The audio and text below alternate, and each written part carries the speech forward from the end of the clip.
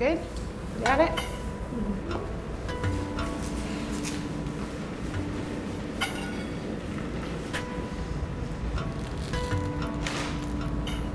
The piece that you just saw us hang, which is the oldest piece in the show, called Triangle Trade, which just by its very name hopefully reminds people of the transatlantic slave trade route.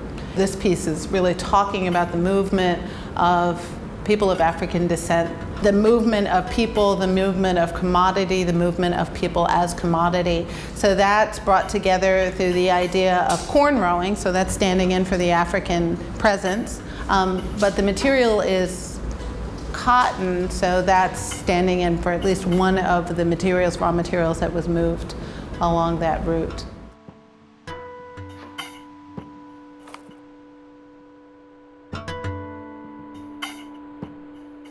I started as a textile artist. My roots are as a textile artist and as a fiber artist, and so everything ties back to that in some way or another.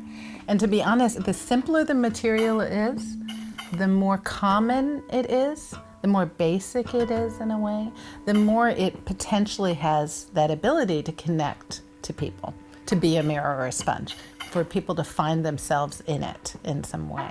So that can range from a pocket comb, which is a really sort of ubiquitous, plastic pocket comb, everyone knows them. And so that allows people to say, well, what's my experience with a pocket comb? What's my memory of it? What's a collective memory about it? What's the individual response to it? To a strand of hair, which, unless you have alopecia, everybody grows hair. And so that's one of the things that connects us, not only because we all grow hair, but also because in our hair is contained our DNA. So it's actually a substance in which we're all connected in one way or another. Everybody has a hair story, because there's a lot about agency, like when you got to comb, cut, color, do your own hair.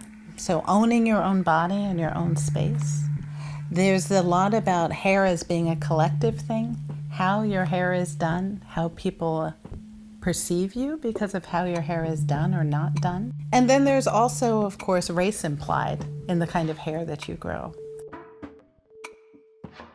So much of Sonya's work would fall into a category that she calls socially engaged practice, and by this she means work that's involving members of the community in terms of bringing in their ideas, their experiences, and even their craft. So this project that she's working on with students is a really wonderful way of expanding the work that she's done for so many years with hair as a fiber and as a vehicle of history.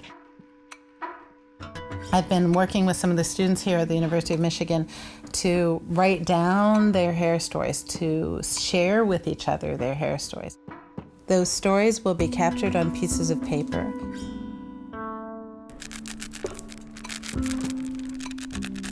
Those pieces of paper then will be dyed in colors that look like hair colors, from blonde to brunette.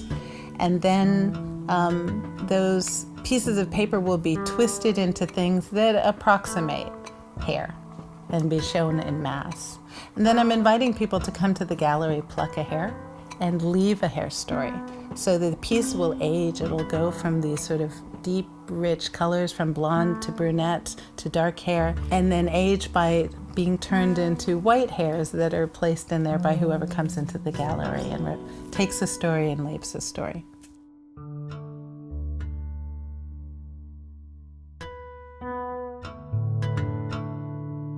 My hair is like glitter, sparkling in the eyes of young black brilliance, growing in the garden of bittersweet dreams. My hair gives me life, brings joy to my existence. It is me on a good day and on a bad day. My hair is a genetic puzzle that only I can unriddle, unlock, unravel, and untangle.